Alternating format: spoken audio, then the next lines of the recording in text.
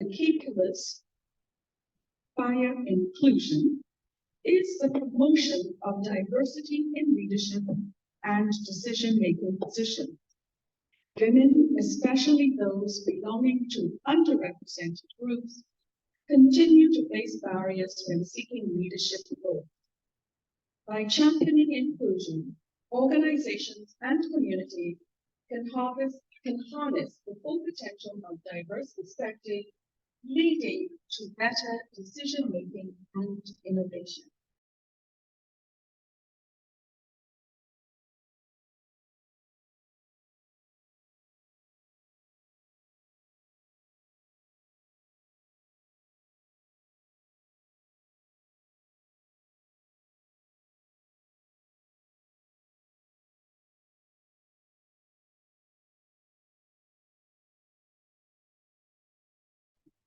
Good afternoon. The speaker is muted.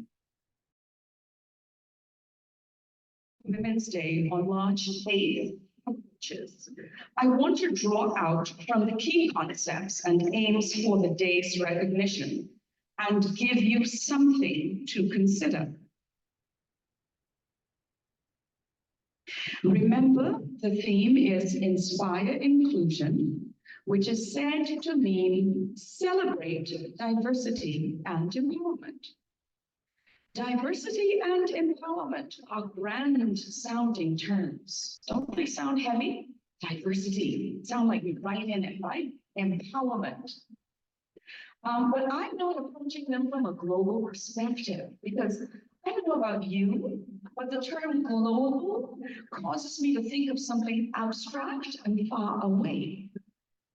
Today, I want to talk to you about where we are in the Bahamas in terms of the place and role of women in this country as compared to where we were 50 years ago.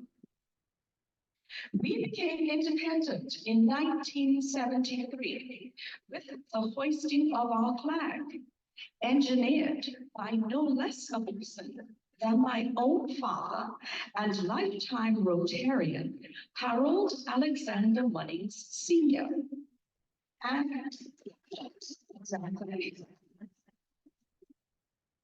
with the enactment of a constitution.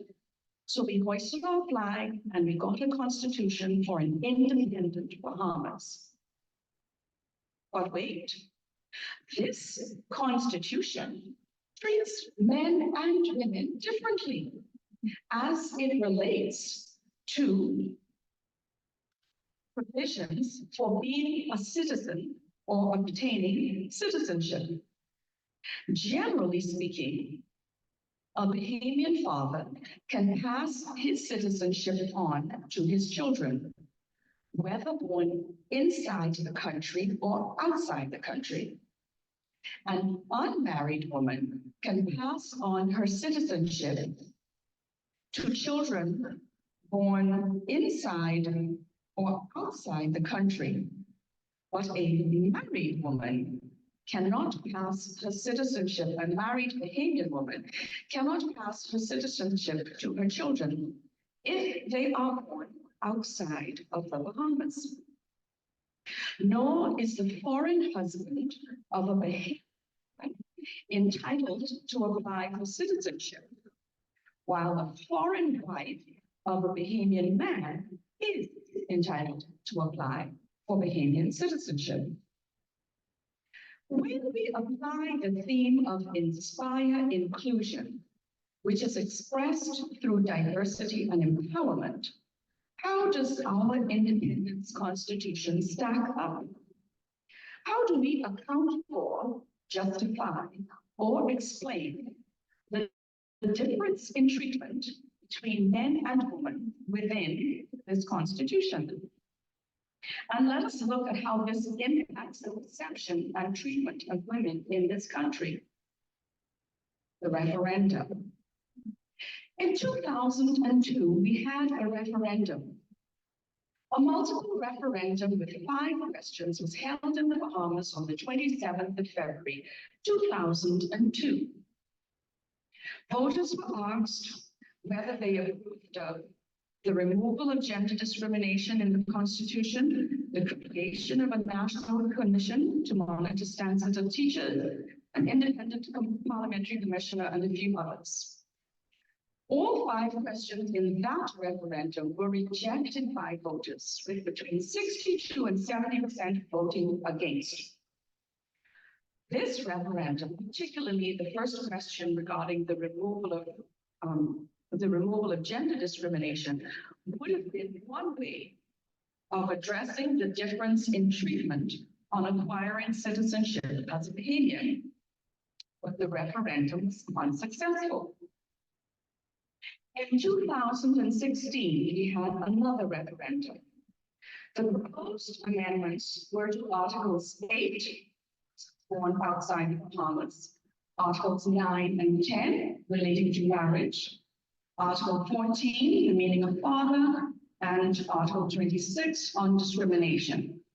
Again, as with the first referendum, all of the questions were answered in the negative by the voters. To be quite honest, I think I voted against all of them myself.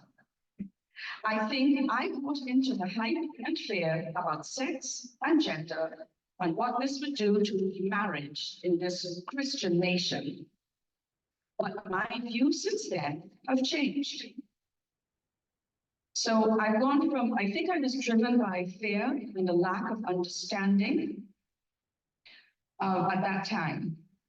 There has been some change for the benefit of men as a result of the recent Privy Council decision that has clarified that the children of unmarried Bahamian men born in the Bahamas to a non-Bahamian mother are Bahamian citizens. And you would of course see the news circulating about the DNA testing in order to prove that the father is the father for the purpose of registration as a citizen.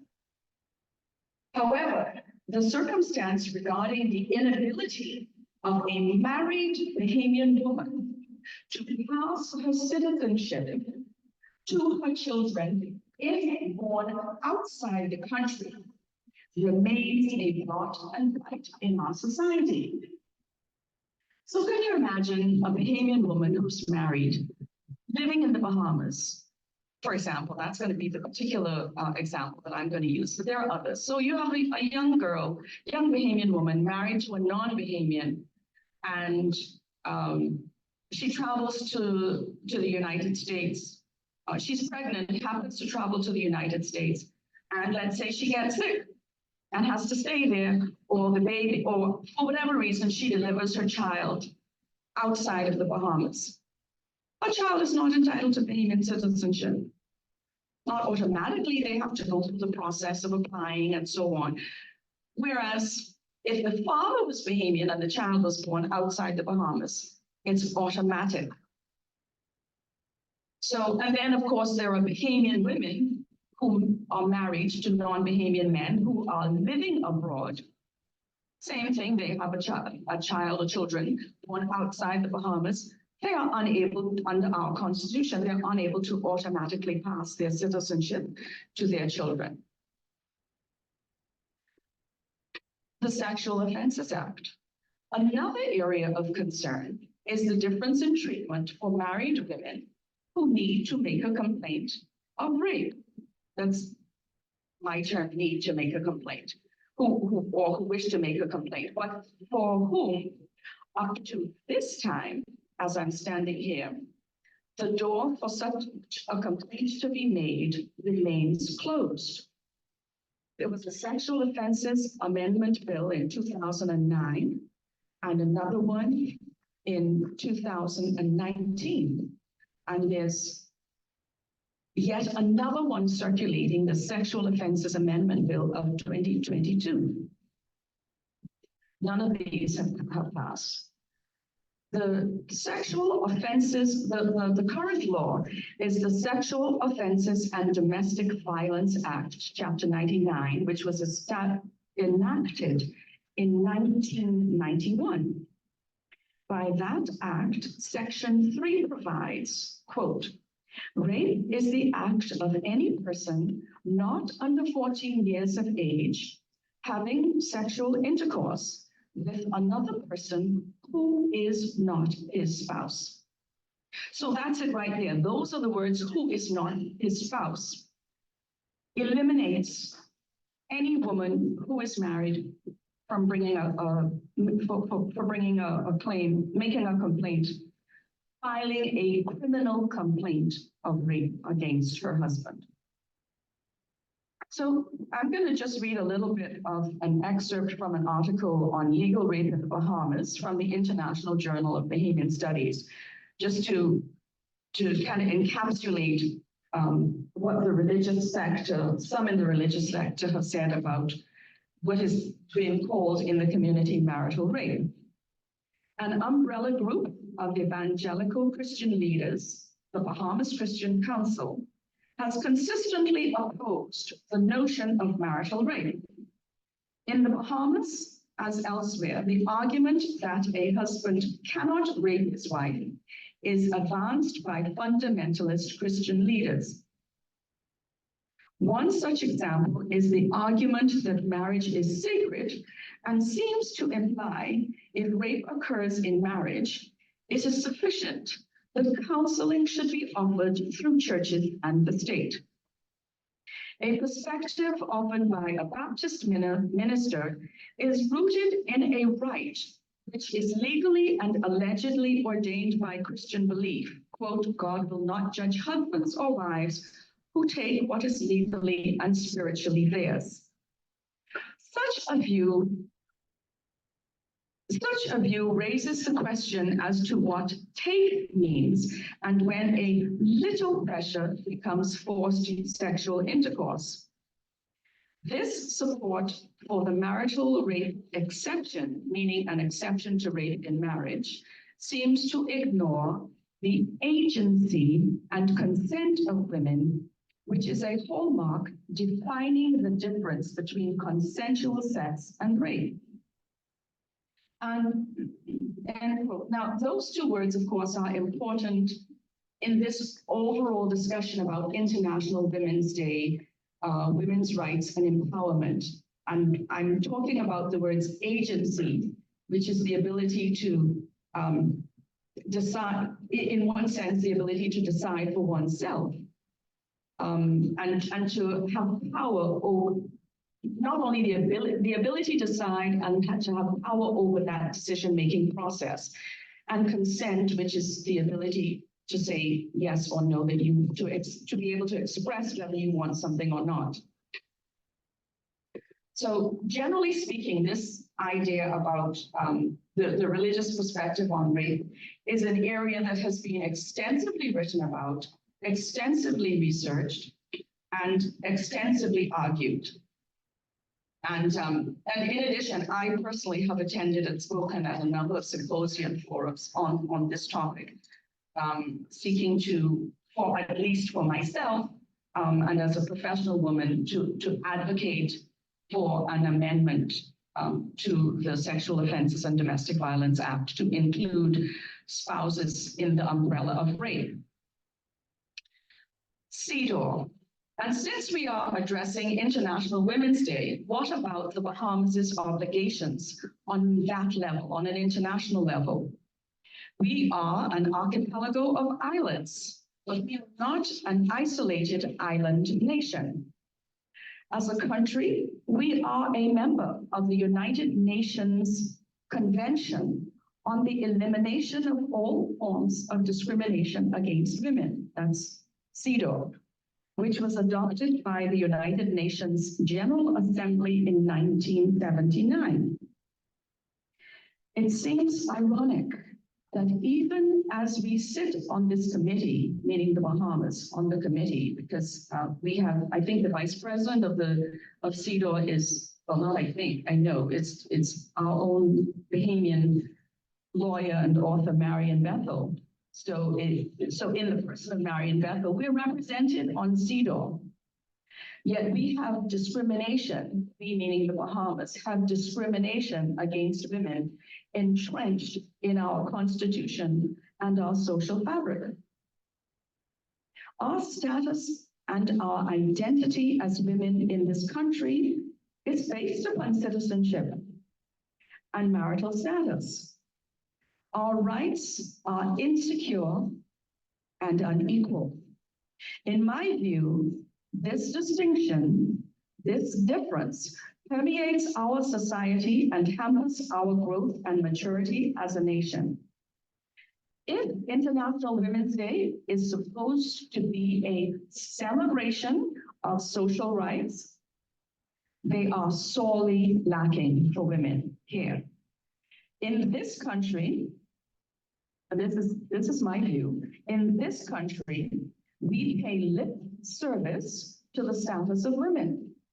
I say that because it is not anchored in the statute, in the Constitution, or by statute. Yes, we can celebrate having a woman as Governor General, the highest office in the land.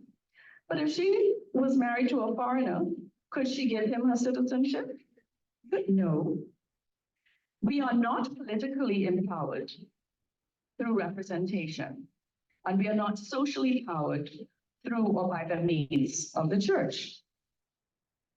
The question I have for you is, why do we seem to be okay with that?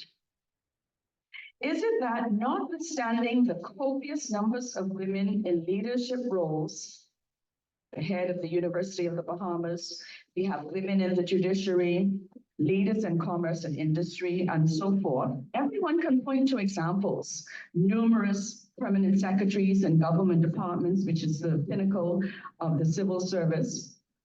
Yet somehow, we as a nation seem to feel that women are less than and are unequal to men. And for some reason, we do not dare allow them to become equal. Last week, while driving early one morning and listening to a radio station, there was a celebrity couple, there was a discussion. Oh, that's my time. There was a discussion about a celebrity couple and the wife of the couple who had apparently been cheating on her husband. The hosts were a man and woman. After making jokes about the woman getting her own back for other men who would somehow cheat, the male announcer and some other silly, my view comments, the male announcer concluded by saying, well, at the end of the day, women should know that they cannot get away with what men do and still be called a lady. My reaction was, I was in my car, but I was like, what? I couldn't understand that. We are much too comfortable. And now, again, when I'm saying we, it seems like in the Bahamas, and I'm basing that on the failure of the referendums and the inability to pass an amendment to the Sexual Offences Act. We are much too comfortable relying upon stereotypes or hiding behind them to make the effort for change. Socially and culturally, there is still a lot of work to be done in this Bahamas. Are you for securing the rights of women, or are you more interested in protecting the rights of men? The International Women's Day document states that the day should serve as a powerful reminder of the progress made. I ask you the question, 50 years on, what substantive progress have we made in the status of women in this country? Has there been any real change since the achievements of the suffrage movement culminated in obtaining the right to vote for women in 1962? Think about it. So, no, we are not there yet. Our place is still behind and not beside and equal to the Bahamian man. Thank you.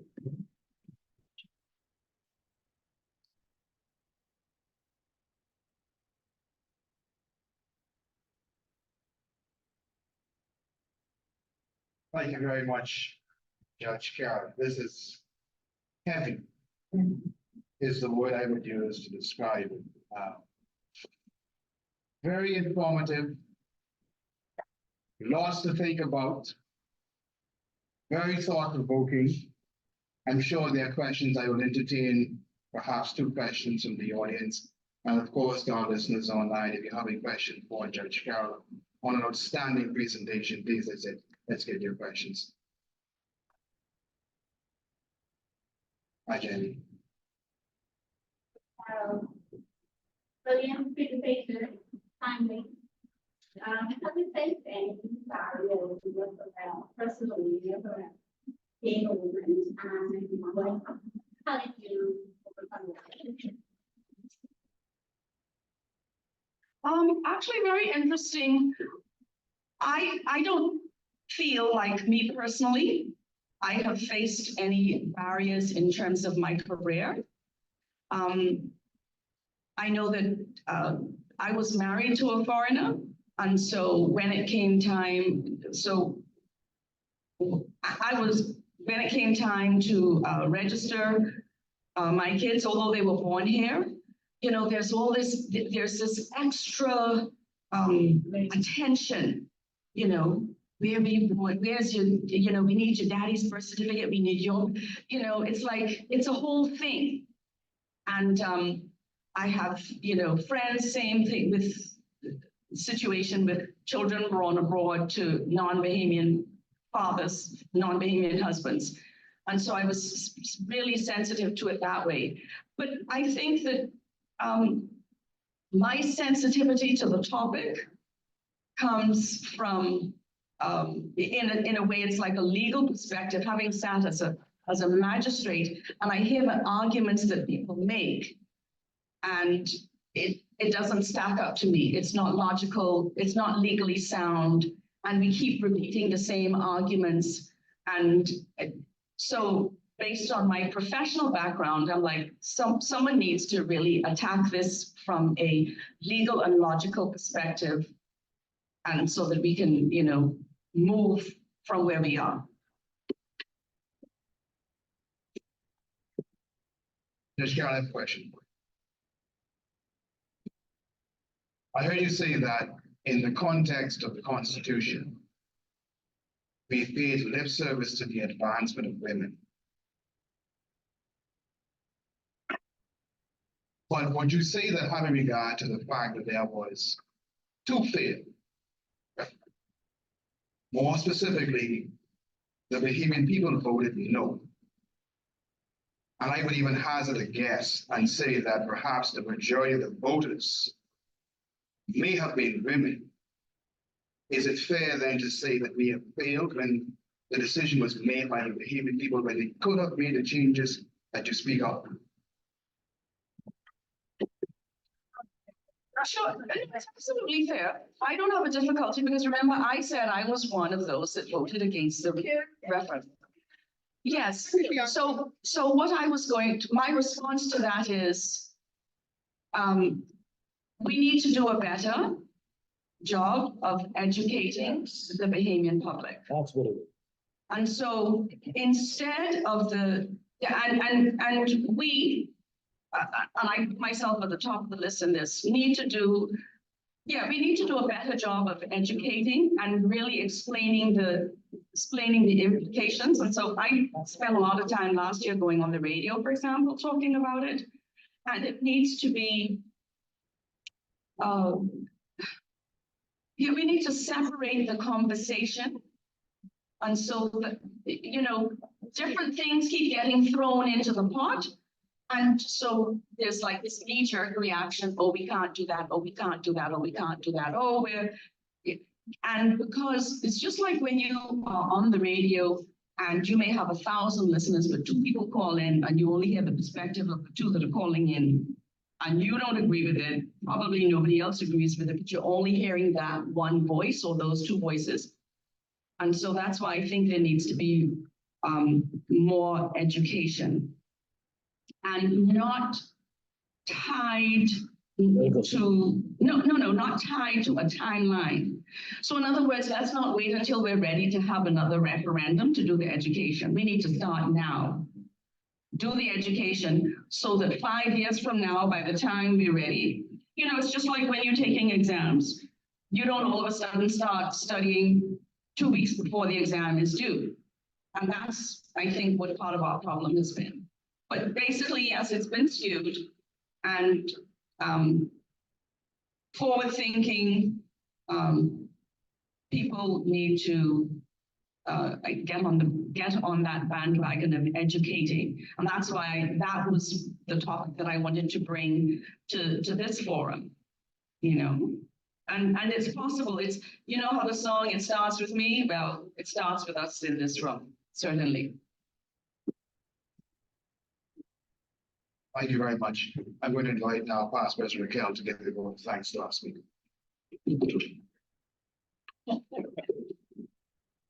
I'd like to thank Judge Carroll for such a provocative and informative talk. And I'd also like to put it out there that I'd like to see you come back and maybe we do a panel discussion. Because this is such a topic that's so relevant. And while you were speaking, I said, ouch. Because I'm a woman, I haven't put forward this argument. I haven't done anything to advance it. This is when I think of the citizenship argument, for example, I didn't marry a foreigner. I'm not having any more babies. I have sons, right? So it probably wasn't important to me because I didn't fall into one of those categories, but that's still not a reason not to advocate. And as it relates to suffrage, the only thing that came out of that is now we can vote, so they can get our vote, so they can get in place, right? And it's unfortunate. So I'd like for us to really see this as a springboard to further discussions, and maybe Rotary can assist with advancing such a great cause. Because at the end of the day, this is something that's important.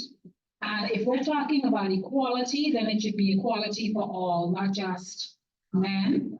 And the words "who is not a spouse" should be removed from the definition of rape, because a husband, a wife could rape, or because once consent is absent. Right. Right? Yeah. I'm sure your wife could never rape you, William. Once the consent is removed, it's rape. So thank you very much, Judge Carroll. And on behalf of the Rotary Club of Nassau, President Allen, board and members, thank you so much for joining us today. You were among friends. Please feel free to come again, not just as a speaker, but this is home. And thank you so much. Okay. Thank you very much, President Raquel. Judge Carroll, there's a certificate, e-certificate was sent to you as a matter of thanks to you and other gifts we're going to give to you at the end of this presentation. But again, thank you so much. And yes, Raquel, as she spoke, I likewise sense that this is something that we need to have you come back and share with us. And I guess even to have the flip side of the coin also in terms of that panel discussion. And so it is something we would give consideration to. It's a very, very timely, very necessary conversation to have. And you're quite correct. The more education we have on it, the better we will be. But thank you again for sharing with us today. Okay. Raffles and fines. Said that I'm going to be like with fines. You should have at least $100. And maybe you got $100. Yeah, I'll go to the end of the longer thing. You know, because this for us. You need to type out again, my friend.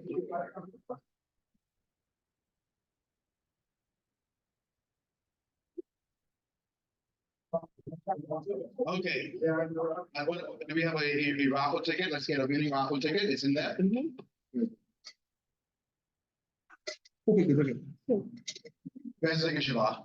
The raffle ticket. Anyone pick the raffle ticket? 1 second. Allow our guests to pick the. How do I know? The ticket outside. I'm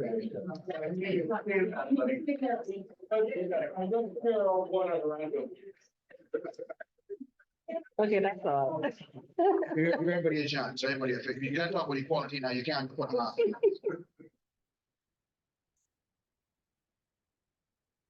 So we have an answer for the fines and the nation of food. $400. You can go around again. Give me some time.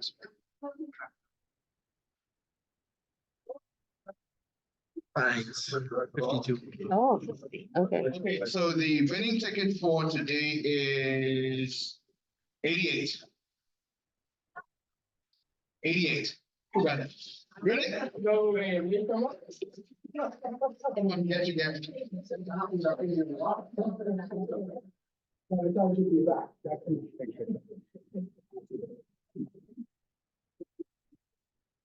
So please become late, John.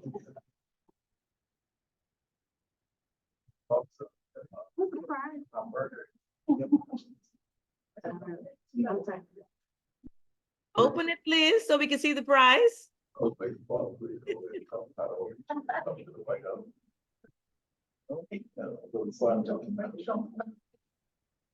Thank you. Thank you. Rashan, it's edible. Let's bring over here, please. Okay. I invite you kindly to stand, please, for our 4-week test.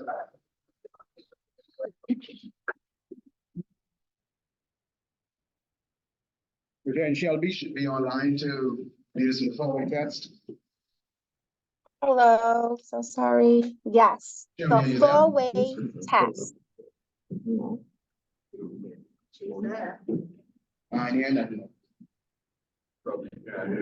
Can you hear me? Okay. I can hear you, Joe. Sorry, Shelby, we can't hear you, so I'll leave, that's okay. On the things we Okay. say or do, is it the truth? Is it fair to all concerned? Will it be beneficial to all? Finally, Will it be fun? I'm going to invite passwords and Sam. I finally took passwords and Sam. Be serious. We're very interested guests. Join me for the last, Rotary around the world. Rotary around the world. Thank you all. Have a pleasant good afternoon. See you all again on Saturday in your IMAC thing. I said the best jump group in the market. I don't know about it. I definitely didn't say exactly.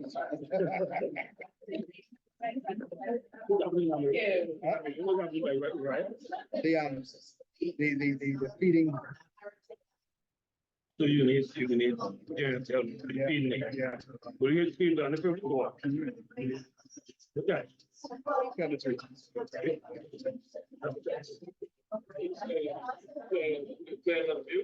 First time I hear you play music, I know it's easy.